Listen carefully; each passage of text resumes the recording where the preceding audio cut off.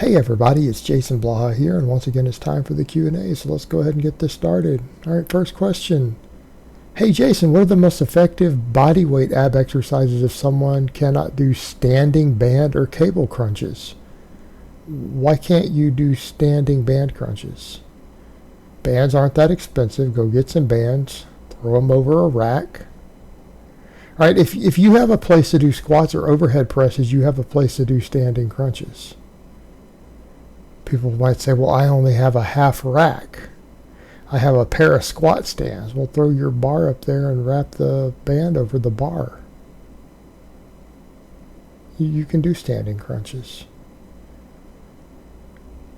I mean, failing that, body weight, the only way you're going to get good body weight ab exercises is maybe on a glute ham raise bench. I have one of those. I do them sometimes. I've been back to doing more standing band work lately, though. Although for months I did just the glute ham raise. You could do that. You could do weighted crunches laying down if you got plates, but hopefully you have plates. If you don't have access to plates or you don't have a place to hook a band, your ab training is the least of your worries for your training right now, though. That's what I would say. Let's come back over to the point. You don't have any cables at your gym. That's fine. You should have some bands. You should have some bands because you need to be doing that stuff. You need to be doing band work. You need to be doing bands for your shoulders and face pulls and stuff like that. So you should probably have some. Find a way to get them done. All right, find a way to get them done, brother. But like I said, failing that, you could do crunches with a plate laying on the floor, and that's an okay substitute. That's fine. Better than nothing, that's for sure. All right, next question. Hey Jason, anything wrong with training your max effort lifts on one day, Monday, dynamic effort lifts on another day, Wednesday, and repetition lifts on a third day, Friday, if you hit a full body training on every of those days? Example, weighted dip, deadlift, weighted pull-ups for a max effort on Monday, DE, box squats and bench press on Wednesday, and let's say good mornings, belt squats and press for repetitions if you deem those lifts if you hit your weak points. Thanks in advance. No, man, I don't think you're going to get the training response you want from this. You're not going to get it at all. Because realistically, you're not hitting true maxes if you're hitting that many max effort lifts on your Monday, first of all. All right, you're going to definitely have lagging lifts. You're going to have lagging lifts. Even in the Bulgarian system, when you're doing multiples of those are training maxes, are not always real maxes. You're not going to be able to push as hard. You're also going to get less training response, very low hypertrophic response on that Monday, so you're going to be limited to Wednesday and Friday for that. Same thing, you come around, you do the DE work. How many lifts do you think you're going to do DE work on? All right, you try to do that with full body, I don't think you're going to get the effect you want. You're not going to get the effect you want, because what is it you're wanting to do on the Wednesday? Box squats and bench press. That's not all your DE work. There's no back work for DE. There's no pulls. Those are important. Those are important. And then Friday, you're just doing rep work on 3 exercises. I don't think you understand the conjugate system. This training workload is way, way, way too low. This is where people mess up with conjugate in general. This is where I messed up on it a long time ago. This is the straw man version of it that people attack, that the volume is too low. Because they don't realize that you're doing large amounts of assistance movements on all 4 days. Right? You're cutting it down to 3 days with minimalist training. I think that you're not going to make the gains on this that you think you will. I don't think that you're going to make any better progress doing this than you would on a very minimalist full body 3-day-a-week system. And I'm saying this as someone who promotes the ladder for novice lifters and someone who, for more advanced lifters, I promote conjugate type training. Right? I think it's good all the way around. I'm at the point where I think it's good for everyone from power lifters to field athletes and everything in between. I think it is one of the better ways to train. It might be for a versatile athlete the best way to train.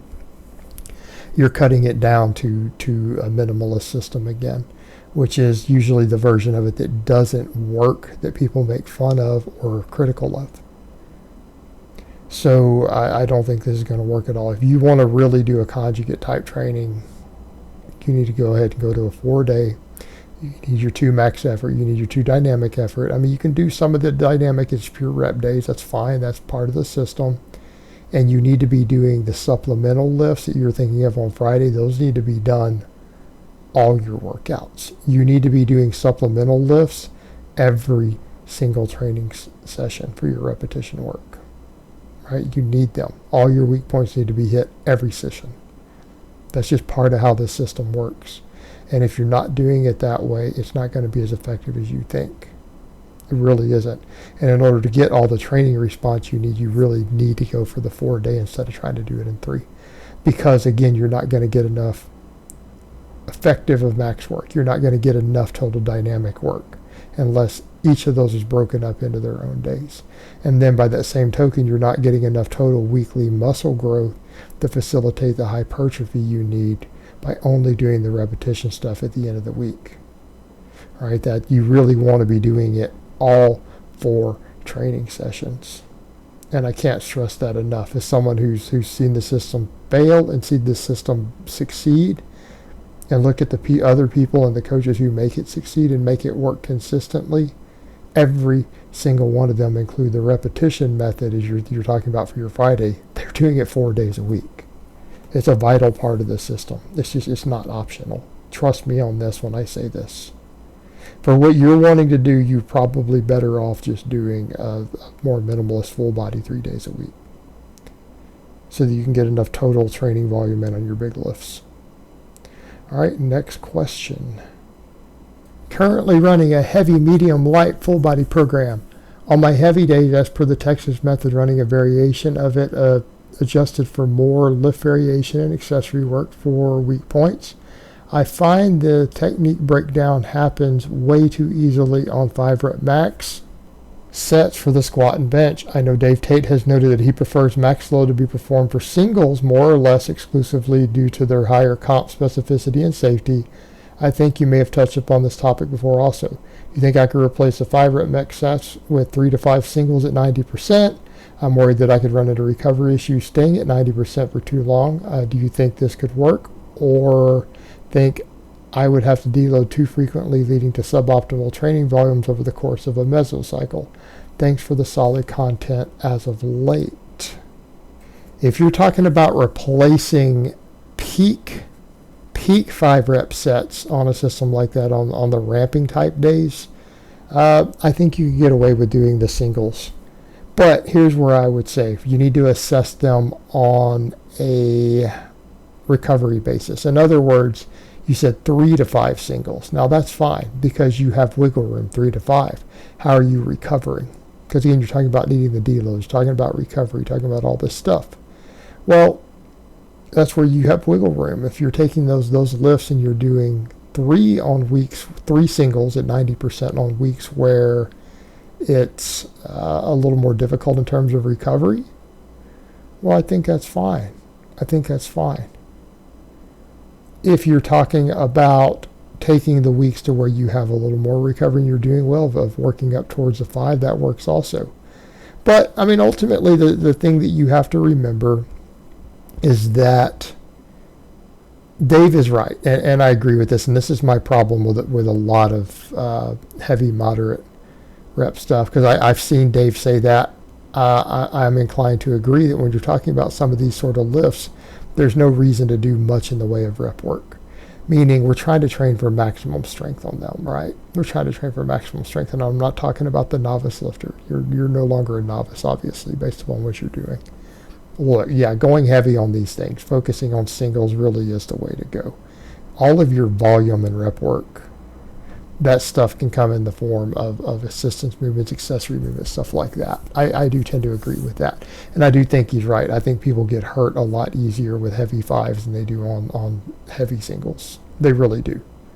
They really do. You're just more likely to do it. I've actually, the only real injuries I've had have usually been in those above singles, like, doubles, high set doubles, things like that, 5 rep sets. So I think he's right on that, because, I mean, those heavy things should be done for maximum work. If you're going to lift heavy on a big lift, yeah, you need to be lifting all out heavy. Otherwise, it's wasteful in a way, because you could just be doing volume work for hypertrophy.